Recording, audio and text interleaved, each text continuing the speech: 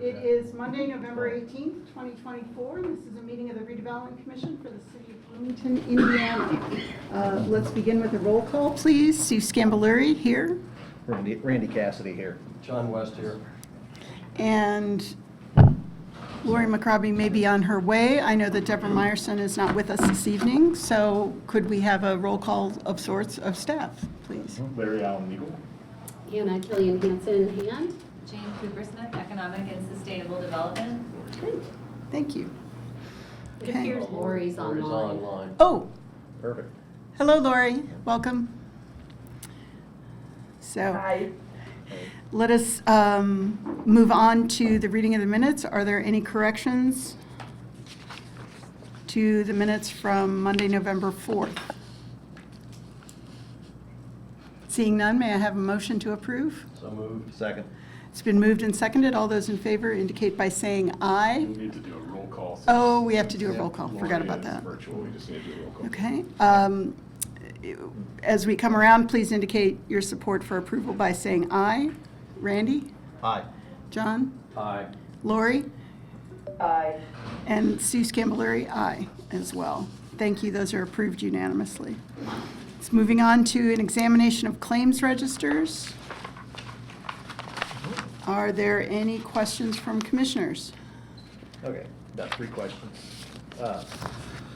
Fund 101, 1000, where we got the Council of Neighborhood scrap. Is that from a neighborhood cleanup that goes back to the organization as a whole or to the Broadview neighborhood? So it So- will go back to Broadview. So what happens is we turn it into JV Salvage. The funding actually goes back through CONA, which is the Council of Neighborhood Association, and then funnels back to Broadview for however they want to spend it. So- And that's just part of the neighborhood cleanup that just Yes. put it, and then the city provided the instruments to put everything in. That is And then correct. took care of the details. Okay, Yes. thank you. Let's see, the, identify with the, under 153 on the lit, 78, Can you- oh, sorry. can you Find what page you're on. Sorry, page 2 of 6. Page 2 of 6, and this is just clarification, where on Fund 153, 7878 Monroe County, identify and reduce invasive species. Which neighborhood was that for? All neighborhoods. It's All for the entire neighborhoods. community. Okay, okay.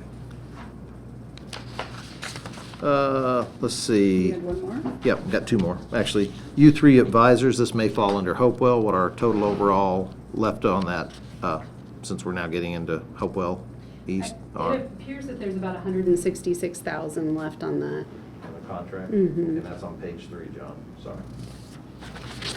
And then, I do believe, oh, yeah, and then the last one is the, on page 6 of 6, under the 905 Housing Development, the 77608. I know from previous conversations that I'd ask, they have an outstanding grant amount.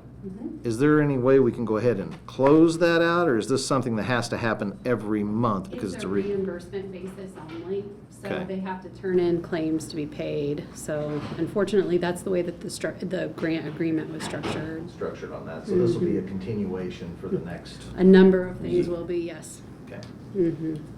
all right, thank you. John or Lori, any questions? Okay. If not, may I have a motion? I'll make a motion to approve claims as presented. I'll second. It's been moved and seconded. We'll move to a roll call vote. Randy? Yeah,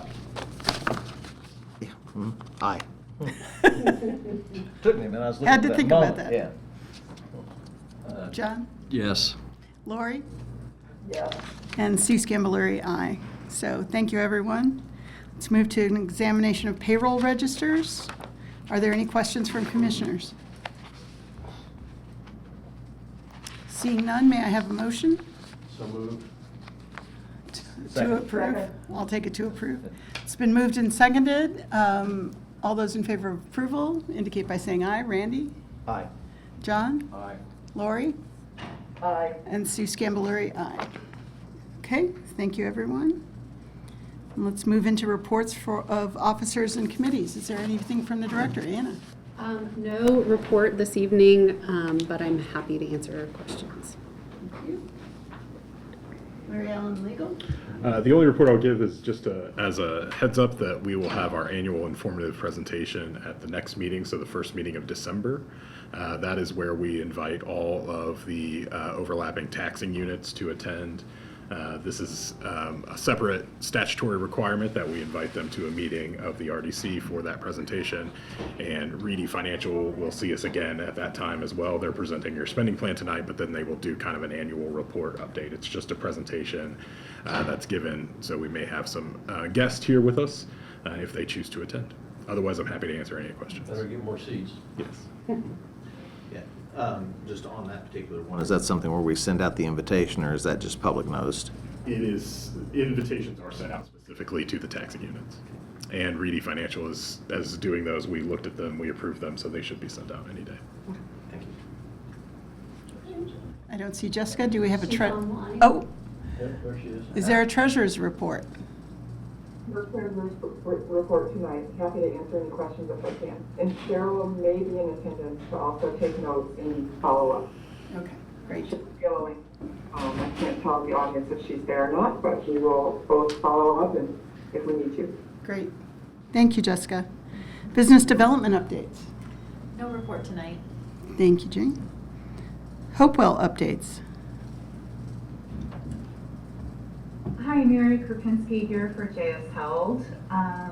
Just to note that the Hopewell South public offering is due December 6th, and so we're looking towards that with anticipation, and then you'll hear a little while later in regards to Hopewell East.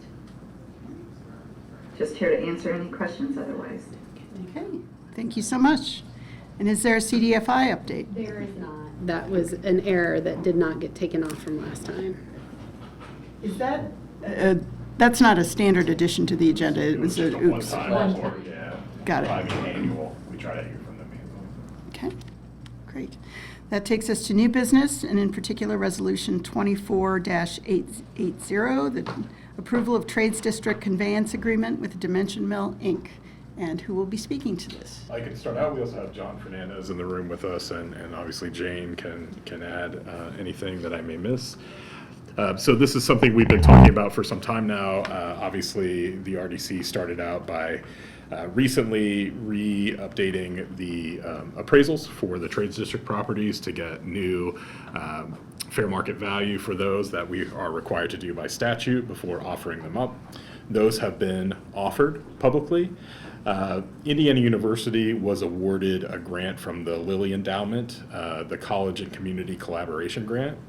As part of that grant process, IU had as part of their collaboration with the local community, the City of Bloomington, the Redevelopment Commission, and the Dimension Mill, Inc., that they would pay fair market value for the remaining vacant parcels in the Trades District and use their resources to develop them in the spirit of the Technology Park and the Trades District as a whole. So that's what you see before you as a conveyance agreement pursuant to that grant for the mill to purchase the remaining vacant lots, which we're calling tracts 1 and 2, of real estate for $4.6 million. And then this would also be subject to a partnership agreement that the mill and the city have together with the Redevelopment Commission for the marketing and development of the Trades District. So it will be subject to an extension of that agreement. Originally, that agreement had encompassed both the Forge and the Trades District generally about how it's going to be marketed, developed, and sold, those parcels. That is still in place. It goes right now until the end of 2025.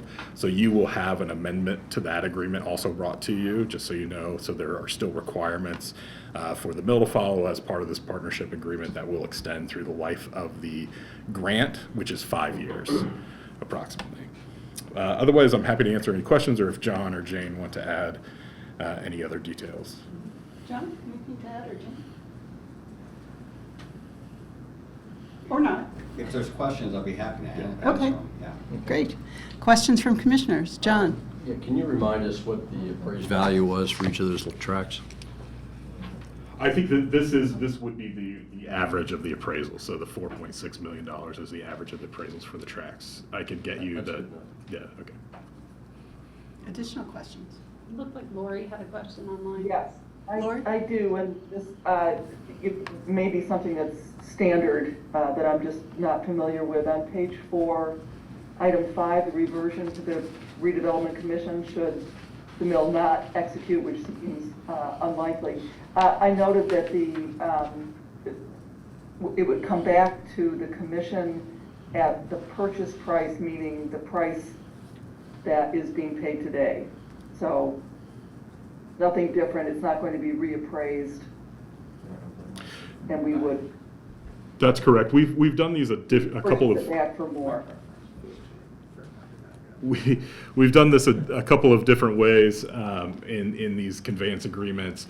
This is a relatively short timeline, so 5 years for one of them, and the emphasis here for the grant and the requirements for the grant is that the property be developed. So we don't anticipate that this clause will be part of it, but the reason why you're not seeing updated appraisals in this particular things is because it's part of the agreement itself. So it's a kind of a it's a reversionary clause. It's not just that we're purchasing it at arm's length.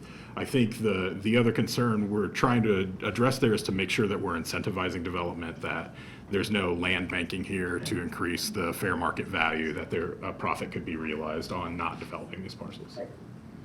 Right, that makes sense. And I assume, is it standard practice that any costs associated with conveyance back to the RDC would be borne by the commission? Yeah, that is fairly standard, and those costs would be relatively minimal in terms of the closing costs. And since we would be the ones invoking that clause, it seems like that's a reasonable cost of doing that business.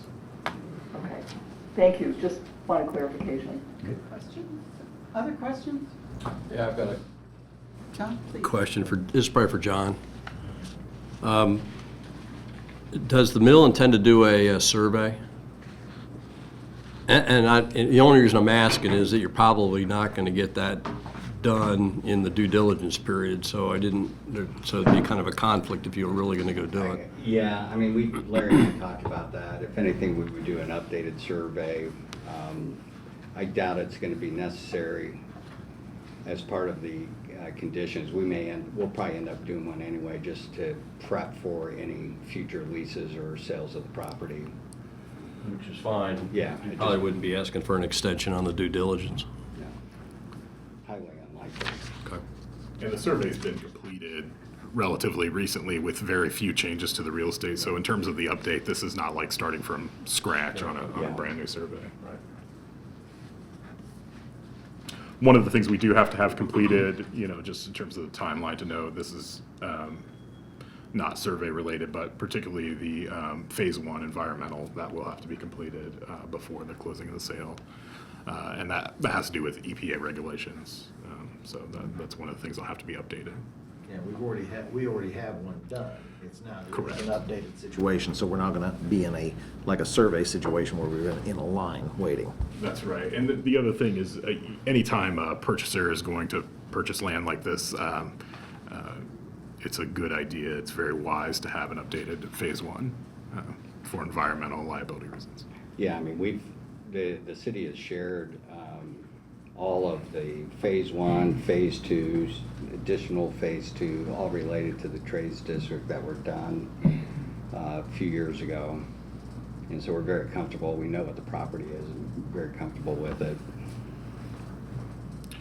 Yeah, so really, we don't anticipate any surprises. What it really is it affords the mill, as they're marketing and potentially selling these, to realize what's called a bona fide prospective purchaser protection under EPA regulations. The buyers are going to require it anyway, so. Correct. You might as well. Yeah. Additional questions? Randy? Based on 30 days feasibility, you got that covered. As this thing closes, as we close out, essentially, from an RDC standpoint, at this point, after this is done, we no longer have land in the RDC's capacity, but we have obligations based upon the mill itself. Yeah, so the RDC still will own some land in the trades district. So it owns the mill itself. That's one of the pieces. There's some common areas that the mill, or that the RDC, excuse me, will still own that, that we're subject to, as we talked about, kind of our agreement with utilities to take care of costs for those. So those will be retained in the redevelopment commission's name. But otherwise, in terms of the developable lots, yes, this will take those out of the name of the RDC. However, the partnership agreement does call for fairly standard and regular reporting and just coming back to you and letting you know what the updates are. Well, I mean, the reporting and such, because the next question I would have, other than what we retain, and then what our obligations are gonna be as far as just the area, reoccurring expenses that we need to calculate on. Will that be some? Other than CBU. Other than CBU, exactly. Because I know we have our landscaping we have to do and also take care of. I just want to see as we go through our budget later on that we've included all those things so we don't end up having finger pointing that once we establish the development of the mill, of the trades district with Dimension Mill. Yeah, those are things that are more appropriate for the partnership agreement to call out in the partnership agreement in terms of any ongoing obligations. So when you see that brought back to you, we will address those particular issues. Okay, so the partnership agreement, after we consummate this particular agreement, then we'll come back with any of the particular details? Yeah, for those types of things where we're talking about what's the frequency of reporting, how that's going to work with the trades district development, and then also who's going to cover what in terms of expenses. It'd be nice if the routine maintenance was not our responsibility, Maintenance of what? the common area. There's- So just FYI. Yeah. And my reason for asking this is simply a matter of, at some point, we may not be here and there'll be other people, and that they have budgetary basis that they're looking at that say, okay, we have to have this on a continual basis, so we're not, we know what we're going to in the next 5 to 10 years as opposed to, I would just add, if I could, is that I think with the exception of the garage, which the redevelopment commission owns and has the commercial space in it, and the mill, I'd have to go back and look at their recently renewed lease for the mill to see what it says about the plaza. But, I think the point you're getting at, John, I think there's going to be, other than maybe the stormwater, I don't think there's going to be any obligations because we're assuming in our operating budget, the mill for 2025, that, some of the expenses that are currently borne by the redevelopment commission for like snow removal, mowing, all that kind of stuff is going to be ours. The Forge has baked into its operating agreement or budget, similar kinds of expenses for landscaping and snow removal.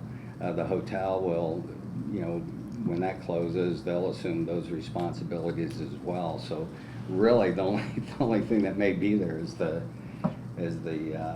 anything related to the mill. We could certainly look at that in the context of the updated partnership agreement. And I might just add, if I could, to go back to where you started, Randy.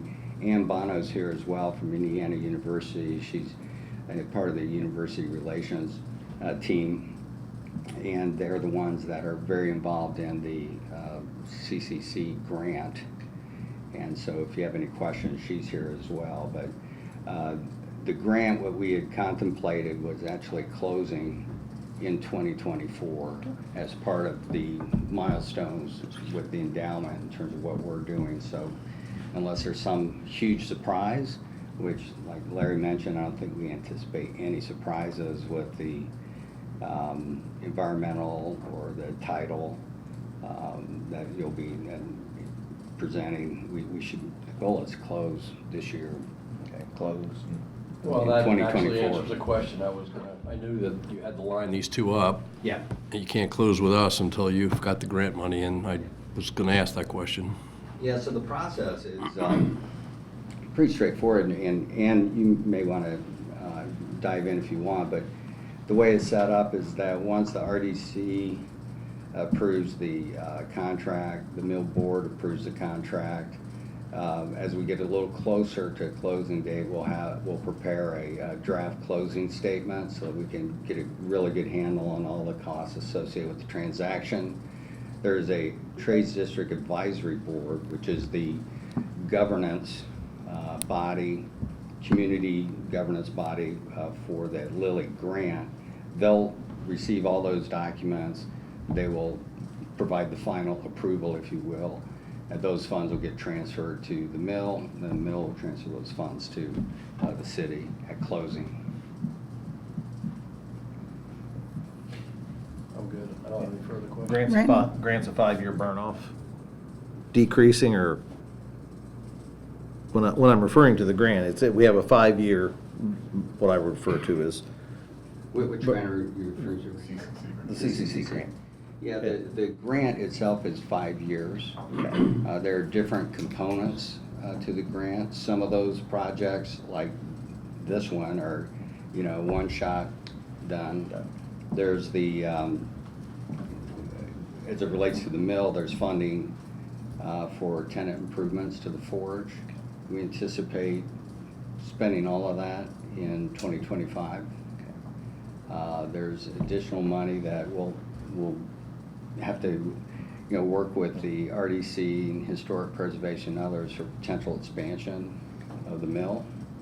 But then the city itself, I don't quote me on the amount, but there's a significant amount of funding from the endowment to the city for placemaking investments in the Trades District. And I think that's probably $4 million, $5 million, somewhere like that. Well, my main $5 million. question on that, John, is just a matter of what's the RDC's, as Lori asked about the revision clause, are we in a situation where it's decreasing every year, or is it just you maintain everything for 5 years and then then you're done? You understand what I'm trying to communicate? They would own it past the grant period. Is that what you're referring to? What portions of the grant where we're conveying something for a specific dollar amount that has conditions on a grant. Now, is it the advisory board that has the concern on the grant if it could be clawed back, or is the RDC need to be concerned? What I'm asking is, like in some grants, they'll burn off every year.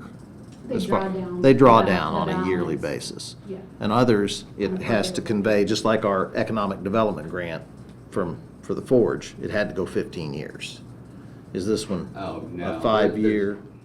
No, there's none of those similar kind. I mean, the grant period for the CCC is 5 years.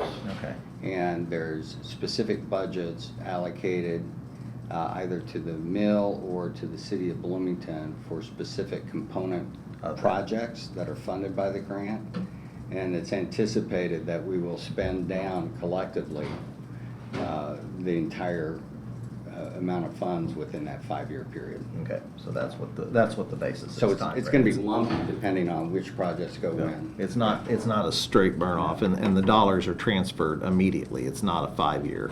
Right. Okay. Yeah, the money has already gone from the endowment to Indiana University. Okay. So the grants office manages, the IU Foundation, I think, is holding them. Okay, so we've got the money available, and then, which brings me to my last question. Once everything's done, due diligence at the end of 2024, what fund does the money go back into in the RDC? That really would be at the discretion of the controller's office. Technically, that is actually what the 444 account is what we call it. The general account is for. It receives those monies in. So it doesn't necessarily flow back directly to the TIF itself, but it goes into the general fund part of the RDC's account. Because that money is not generated by the tax increment itself, so it goes typically into that 404 account. But it was the TIF that purchased it to begin with. I don't see, I could see it with rental income or any kind of routine income, but a sale of an asset, I don't see why that doesn't go back to the TIF. You can take that up with the General Assembly, of course, but I'll call them as soon as we're done. and just frankly, our controller may have the same opinion. So if she wants it to flow back into the TIF, it can. It's not like we're restricted from putting there. It's just typically when we've done these types of sale, it goes into the general account because that's where it has flowed to. So it goes back in, it'd be in the. We can have that conversation at a later date. Yeah. Okay. Answers that question. Additional questions on 2480? Okay. Is there any public comment on Resolution 2480? And I don't see any in person or online. I'll move for approval, Resolution 24-80. Is there a second? Second. Thank you, Lori. By roll call vote, Randy? Aye. John? Aye. Lori? Aye. And Sue Scambolery, aye. That passes unanimously. Thank you, everyone. Thank you very much. Much you all. appreciated. You got a lot to do. Yes, And now go market it. Yeah. Yeah, we I am. Don't worry. definitely want to see the turn. I feel like there should be a fanfare now or There something, should. so. significant. And there should likely be a fanfare before our next one, too. So Resolution 2481, authorization to issue Hopewell East offering packet. Who will be speaking to this? Is this the tech electronics? This Yep, is, no. No, not yet. no, this is the Hopewell East I offering I can packet. speak to Oh, this sorry. initially, but if Mary or Jane want to. Yeah, I Do you want to? apologize, Please. it was loud in the peanut gallery. Yeah, Mary, please jump in, or Larry, please jump in. We have Stephanie Lynn with us from U3 Advisors. So, as Mary mentioned, we have the Hopewell South offering out in the wild, and that will close on December 6th. The next phase of development for Hopewell is Hopewell East. You'll all remember that last fall, the city issued an RFP to gauge interest and receive feedback on Hopewell East and the city's strategy for developing it. The new administration reviewed those responses early in the year and spent a significant amount of time this year determining what adjustments might need to be made. We were reviewing financials and re-engaged with U3 really late summer, late summer, and then spent time revising the previous RFI, and now we're issuing the public offering. The public offering is obviously the formal offering of the lots, so the process we went through before was informal and informational, and so now here we are in November, formally beginning this process. Thinking through time frame, we are closing the offering. I'll just say that the holiday timing added some delays to the offering, and I'm struggling to pull it up right now. Larry, It's February 7th. right. So just trying to be realistic about what the developers, what kind of time they need, given the intervening holidays. And I'd Anything also say the else? scale of this development, I mean, Yeah. in terms of what we're looking for, in terms of scale and originality, and just going through we wanted to give them ample time to take this into account, to respond, so. Yeah, and I think another thing I might flag is just that we anticipate these parcels being of interest for LIHTC development, but that it will be an unknown to those developers whether they will have approved proposals. So we just described that we are seeking development partners. So we're looking for a trusted and experienced partner that we know will be able to execute for our community and for Hopewell. So we don't anticipate anyone having answers when they respond. Anything else? Mary, any other high points, or Stephanie, that you would want to point out for the commissioners? Happy to jump in, Stephanie from U3. So we're ready to distribute it directly ourselves among developers we've engaged with starting tomorrow. We'll be in frequent touch with them over the weeks between now and the deadline of February 7th. And I think Jane covered the main points, but happy to answer any other questions about the offering kind of contents themselves. Yeah, before John West asks, value is $6.136 million for all three parcels. There are blocks 1, 2, and 3 that equate to 3.57 acres, and based on the master plan, the anticipated number of units could be anywhere from 210 to 330, with first floor activation for services or businesses or retail. Okay, so now I only have 6 questions. Want me to start?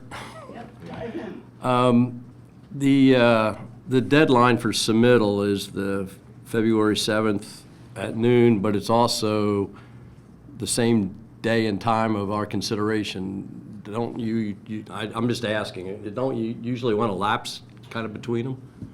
So in this case, we open those publicly. So what that is a public meeting really just to receive those, to announce what we've received. It is not the awarding of the contract necessarily. So that's just when those are received, and we just receive them in a public meeting so that everybody's on notice of what has been publicly received. And Larry, that opening, is it a full meeting of the RDC? Are the commissioners here, or is it just a publicly noticed? It's a publicly noticed meeting, so we obviously invite the commissioners to be here for it. If you can't make it, then we still have the meeting could still, the opening still occurs, and it's public and it's open to everybody who wants to come. Go on. All right. On page 23 of the offering document, as well as, actually it's throughout the document, we reference redevelopment fees. That's pretty vague. How are they determined? What are you going to say to a developer that he wants something that's a little more specific? So the redevelopment fee is really there to cover some of the costs that the redevelopment commission has actually incurred during the development of this, in addition to just maintaining the property, keeping up the property, and things like that. So this redevelopment fee is kind of a way of regaining some of the value. It's just a negotiating point. We kind of fully recognize that it's a potential negotiating point that's outside of the purchase price, and then that money would be something that we could just funnel back into the project for other purposes as well. So it's kind of a reimbursement for what the RDC has already taken on in terms of again, like I said, maintaining the property, having security for the property, having lighting for the property, those things that we've been doing that are relatively costly that we've had to do, that has potentially taken money also away from the project itself. So it's a way of trying to recoup some of that dollars that we could put back into the project. So it's not money for maintenance going forward? It could be used as money for maintenance going forward, but it's not an ongoing obligation. So it's a one-time fee. We're not requiring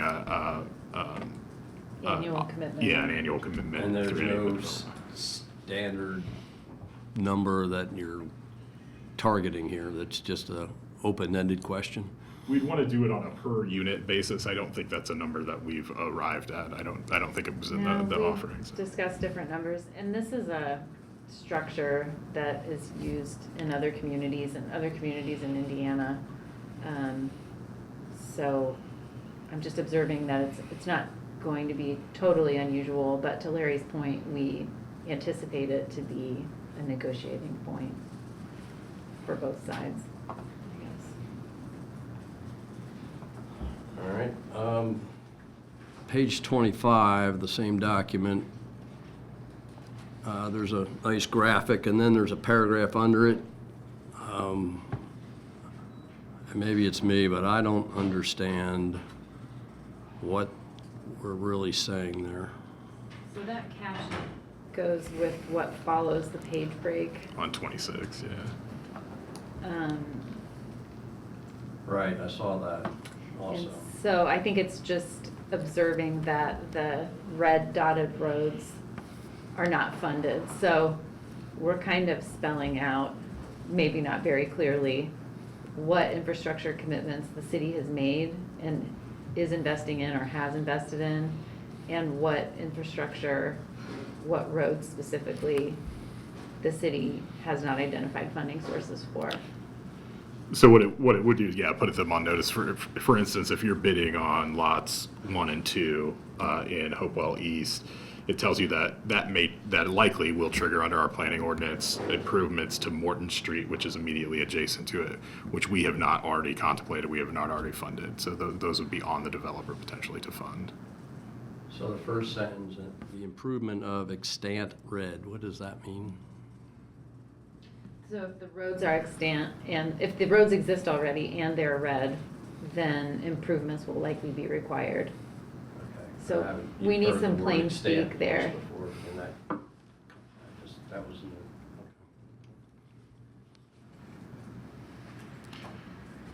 I've got one more and then I'll shut up for a while. Good questions. You said good and I thought. No. The question. Page 26, in the parking section, about halfway down.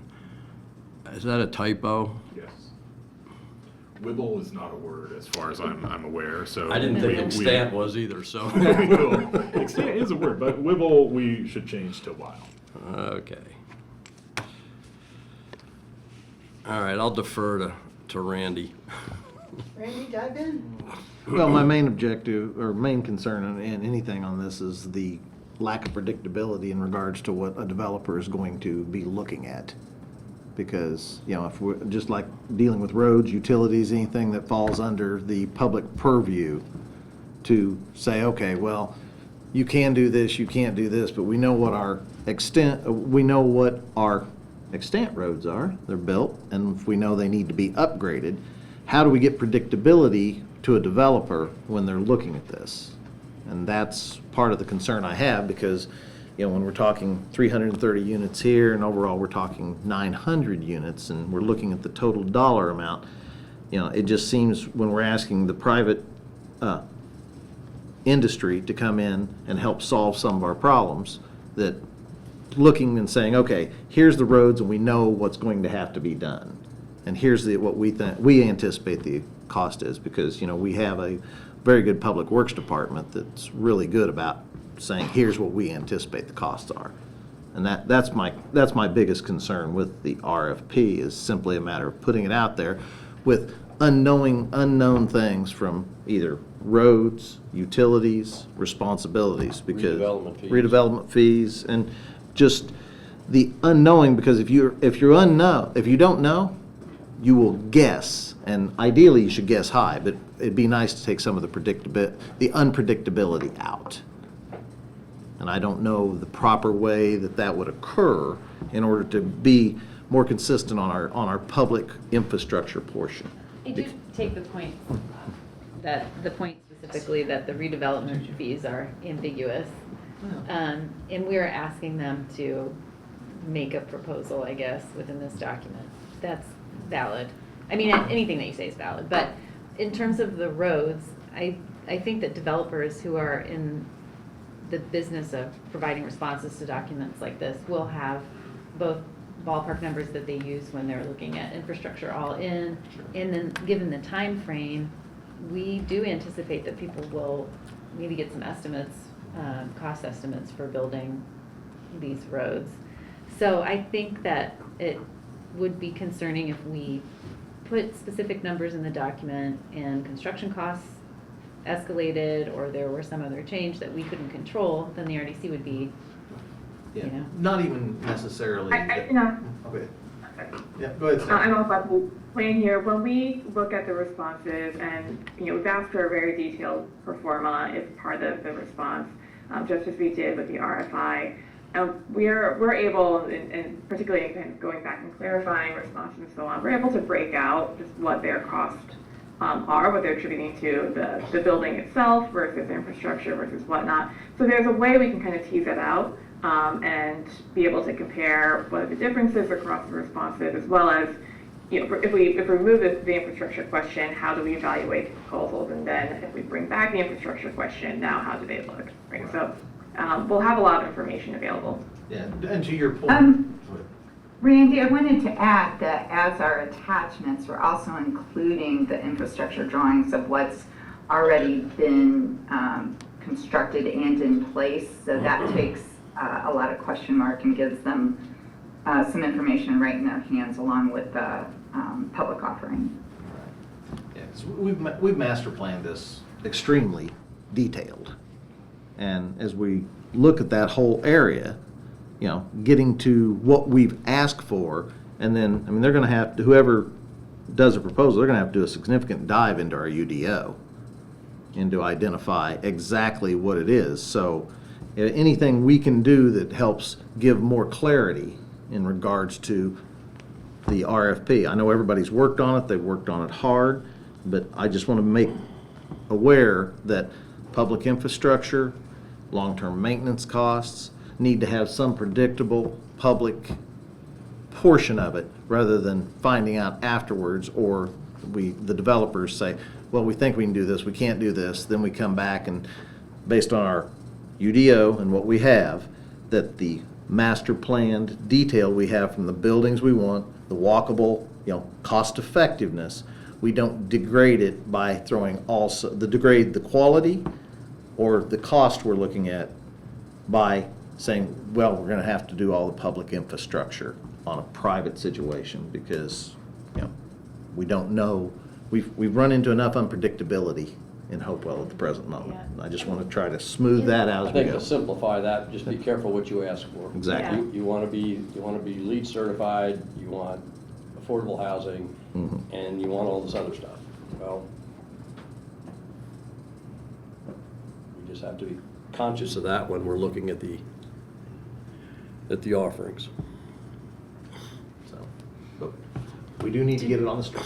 Did you have additional questions, Randy? No, I'm done. Okay. Thank you. Any additional questions from commissioners? Okay. Any comments from the public?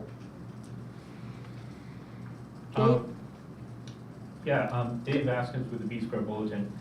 I thought that when page 26 with the Whittle was noted, that the following sentence would also get some attention.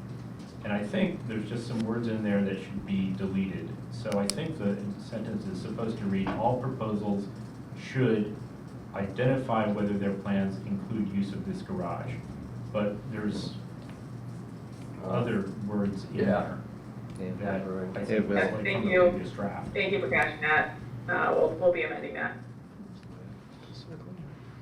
Okay. That's all I had. Thanks. Great, thank you. Additional comments from the public? Which item are we on? We are on Resolution 2481.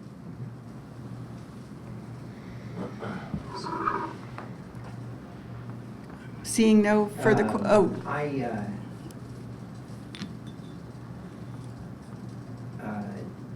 No comment at the current time. okay. Thank you. And I'm not seeing any online, I don't think? No. Okay. Anything additional from commissioners or no? If not, is there a motion? And do you want this as amended? Please. Okay. That was corrected, yeah. I'll make the motion to put the Hopewell RFP, Public offering. public offering. About resolution 2481. There we go. Okay. I'll make a motion to put forward 2481. To approve To approve 81. Let me start Randy, this. no, you're cut off.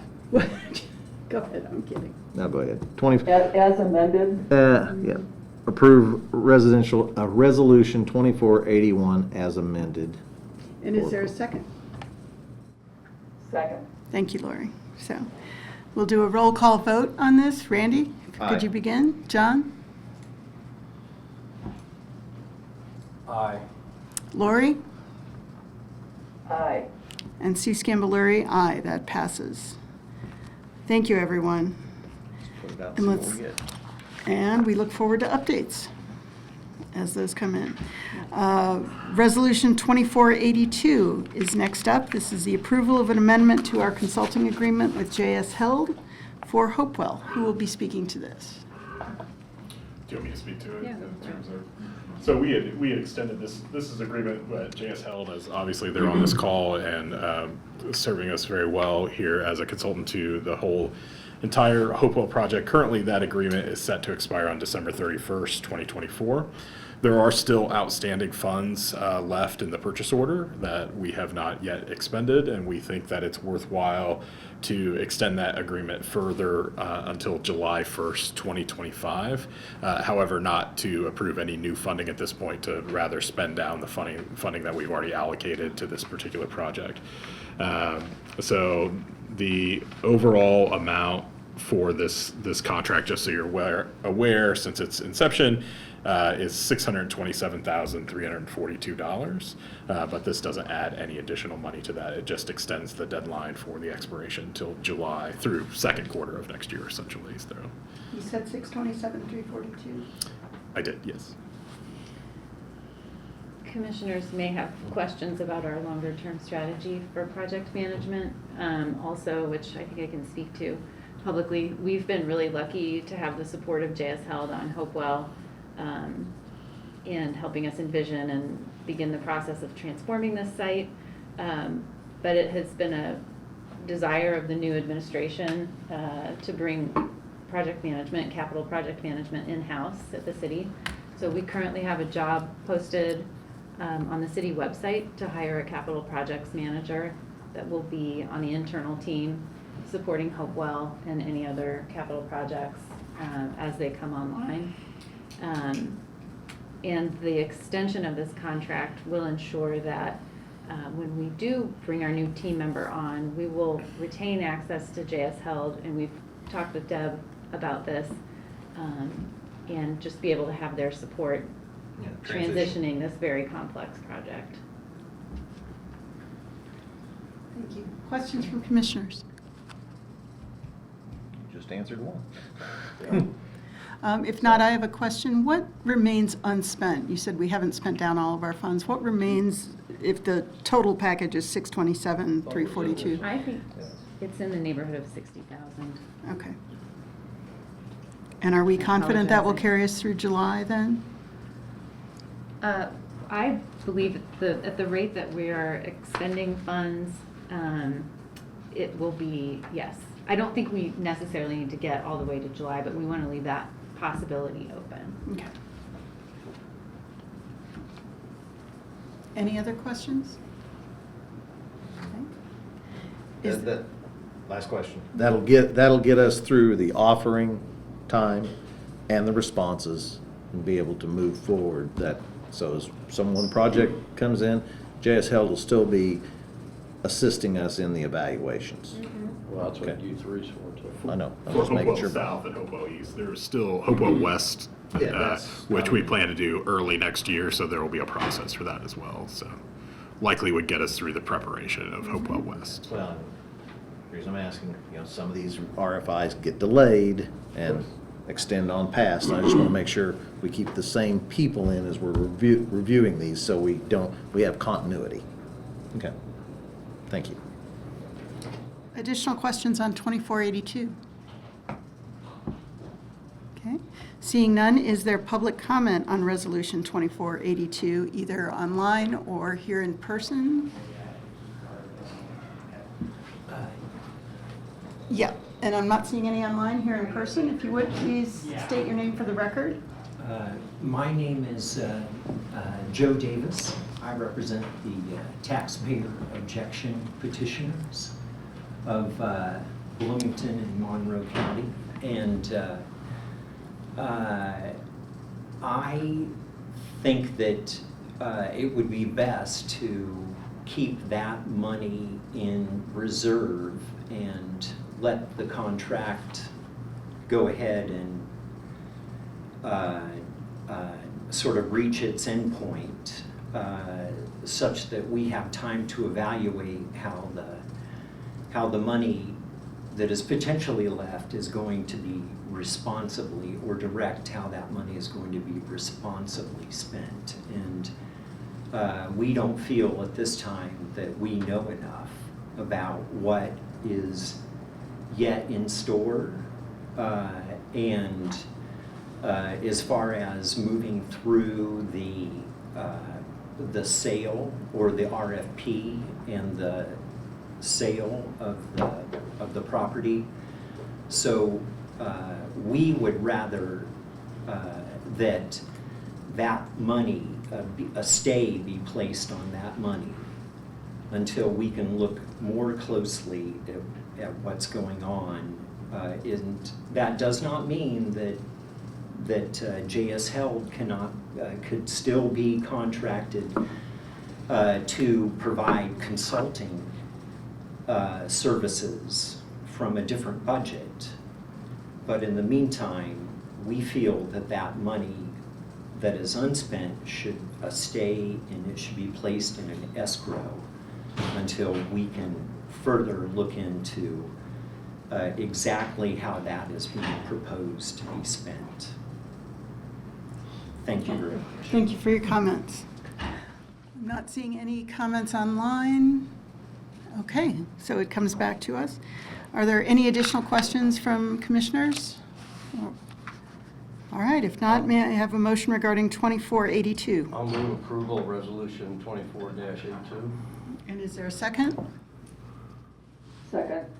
Thank you. It's been moved and seconded by roll call vote. Randy? Aye. John? Aye. Lori? Aye. And Sue Scambaluri, aye as well. Okay, that passes unanimously. Thank you, everyone. Thank you. Thank you. And let's move to Resolution 2483. This is the adoption of the Commission's annual spending plan for 2025. Who would like to start us off? I think Matt Fresh is here to. Yep, I can do so. Good evening, ladies and gentlemen. Good to see you all again. Just here before you tonight to talk you through. I know we've already discussed this topic at your workshop a few weeks ago, but just the state legislature passed a new reporting requirement for RDCs, requiring us to submit an annual spending plan for the ensuing year by December 1st of each year. So we have put together a spending plan. The details of the spending plan from DLGF's perspective have been quite light as far as exactly what they want to see. Really just need to develop a spending plan and make sure you're following it. So we worked with various legal counsels across the state, seen what other communities are doing, and developed our take on what this spending plan should look like. I believe you guys should have all of those, or should have a copy of each one of those in front of you. So once again, we put broad categories together, including debt payments, educational and training programs, capital expenditures, and some other various categories together here. And then we've taken a look at the draft spending plan that Jessica and her office put together, and kind of looked at also historical spending over the past couple years of what you guys have spent in these various categories. We've added those all up into those broad categories, and then also added a buffer of 15%.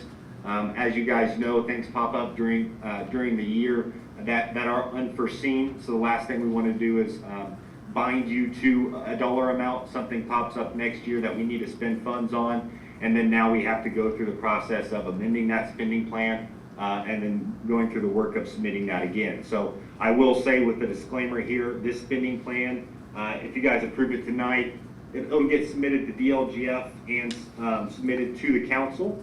And then once again, next year we come around, if we do get to the point where it looks like we're going to exceed one of these numbers in these broad categories, we do have the ability to come back, amend that spending plan, and then resubmit it to the state and to the common council. So other than that, if there's any specific questions you guys have, myself and Jessica can try to answer those. But like I said, really just broad categories that kind of give us some flexibility on what comes up next year and how we use our TIF funds. Thank you, Matt. Anybody else commenting as well? Jessica, Anna? did you have anything else that you wanted to add? I don't have anything I wanted to add. Thank you, Matt, and we'll take any questions from the commission. Commissioners, questions? I don't have a question, but I just have a comment for the benefit of the public. Matt kind of referenced a workshop, so just so everyone knows, we spent several hours working on this. We didn't just see this through this packet. So we've had a chance to work with it, to massage it, and this is the final representation of what came out of that workshop. And that was a publicly noticed meeting. It was, yeah. So, We had a member of the public there. And to add to that, I think, once again, I think the whole goal of this spending plan is to give us authority to use within various projects, but not inhibit ourselves based on a project that we think is going to come to fruition that may or may not, or maybe that dollar amount of that specific project changes. I would allude to the fact that, too, we went over a much more detailed financial plan that we can reference, that all of these items added up into this broader category spending plan. So there is a detailed plan that I think that has been discussed to keep updated at a regular basis. That'll kind of define where these numbers come from in more detail. Additional questions, Randy? That detail is available to the public. Is that a statement or a That's a question. I just want to verify. This overall budget that we're looking at is a large budget that is specifically broad for the Department of Local Government Finance. Any of I'll the, jump in there. Mhm. Our public documents are really just what is in your packet. So as of today, the only public, but in general, what the city has worked on is public, upon request. We don't have any problems sharing that with the public, but we just haven't presented it to the public in the form of like a public packet. So it isn't really out there anywhere for the public to see, but it's definitely part of the RDC's like work papers and sort of background documentation for how this plan was developed, and it's definitely available to you or any member of the public upon request. perfect, thank you. Additional questions from commissioners? Okay. Just for the benefit of the public, in the context of the resolution 2483, we've referenced the Meridian allocation area, but we don't include it in the TIF spending plan. Could you explain what is distinctive about that particular TIF and Yeah, so why that- it's not included here? That TIF was created just last year. Sorry, I was confused about my calendar dates for a second. It seems like 10 years ago, but it was just last year. We created that TIF last year. My understanding is that has not actually realized any income, so we don't anticipate having the income to spend there at this point because that won't be paid into until it's basically collecting. Potentially here it'll be paid 2025. So the first time you'll see that included in the spending plan is for 2026. So there's just no revenue there to spend in 2025 from that. But in terms of what that TIF is, that was particularly a personal property TIF that was for the expansion of fiber throughout the city by the Meridian Company, also Hoosier Fiber Network. That is very distinct in terms of it doesn't deal with real property, it just deals with the equipment for Meridian / Hoosier Fiber Networks. And under statute, we have to designate a single taxpayer. That's what we did with that. That's a designated single taxpayer. It also entered into a repayment plan where Meridian receives a large part of that money back to allow reinvestment into the community and the continual upgrade of the fiber throughout the entire city. Thank you for that. Additional questions on 2483?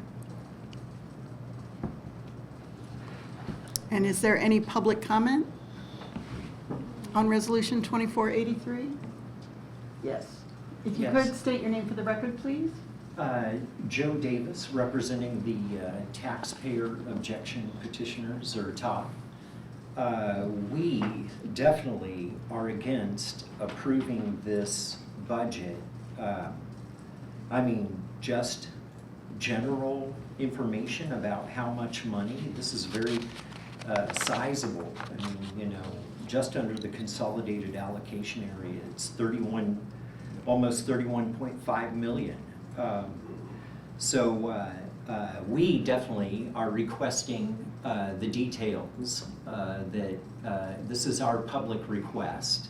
Please provide the details that are making up where this money is going to go.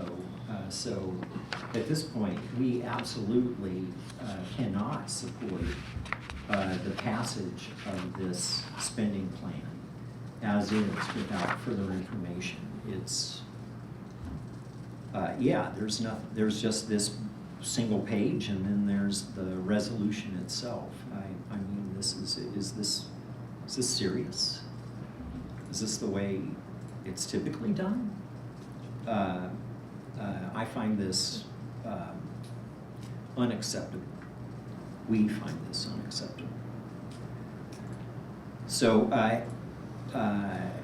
I don't know if it's appropriate to ask questions at this time, but. This is an opportunity just to receive comment. Oh, okay, all right. Well, we definitely hope that someone will reach out to us and let us know how we can more formally request this information that backs up this spending plan. Thank you for your comments. Additional comments from, or questions from commissioners before we move forward? Okay. Not, is there a motion? I'll move approval of resolution 24-84. 8-3. 83, I mean, sorry. 83. It's been moved. Is there a second?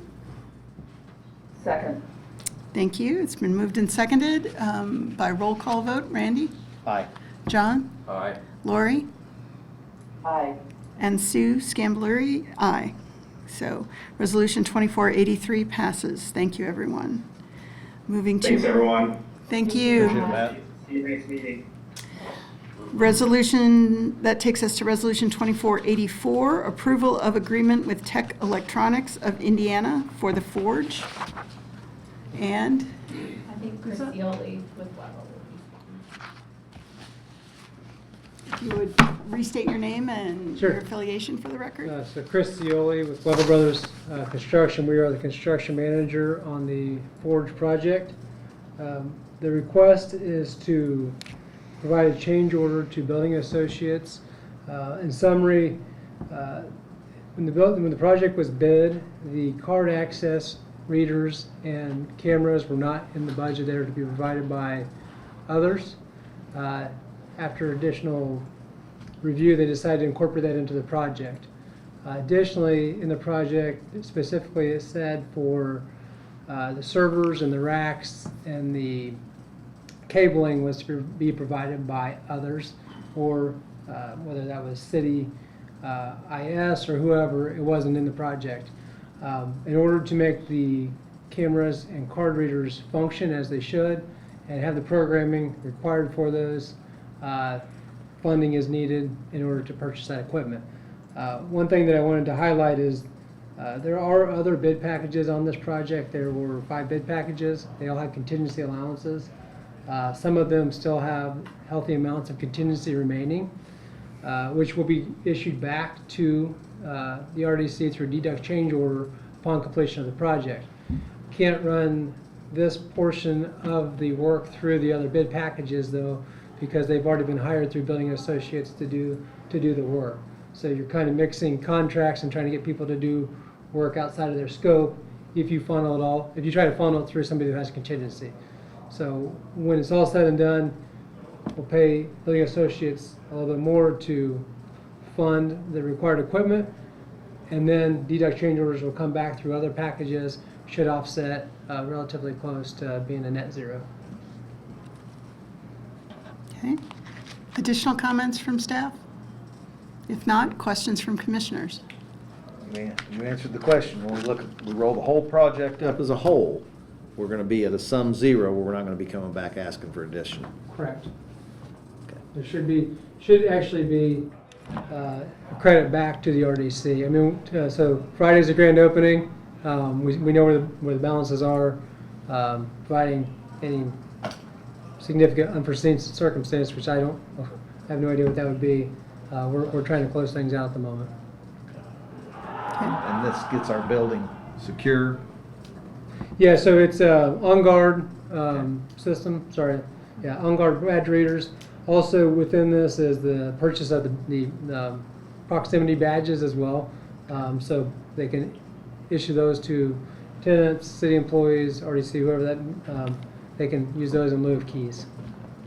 And the compatibility will work It's Forge the same, and it's the same system in shower, same system at the mill, same system going in the Forge. perfect. Okay, thank you. John, any questions? No, he handled it there at the end. Mm-hmm. Any other questions from commissioners? If not, I have one. This bothered me, and then it didn't bother me, and now it bothers me again. So the second whereas paragraph just confuses me a little. It talks about the project requiring solar design services to guide the installation of a solar array on the building. That should be struck from the. Okay. Thank you. So, are there any comments from the public on Resolution 2484? Either here or online? Okay, seeing none, let's come back to the commission. Anything else from commissioners? And if not, may I have a motion regarding Resolution 2484? I'll move adoption of Resolution 2484. Thank you. Is there a second? I'll second. It's been moved and seconded by roll call. Randy? Aye. John? Aye. Lori? Aye. And Sue Scambolery, aye. That passes. Thank you. Thank you. Thank you very much.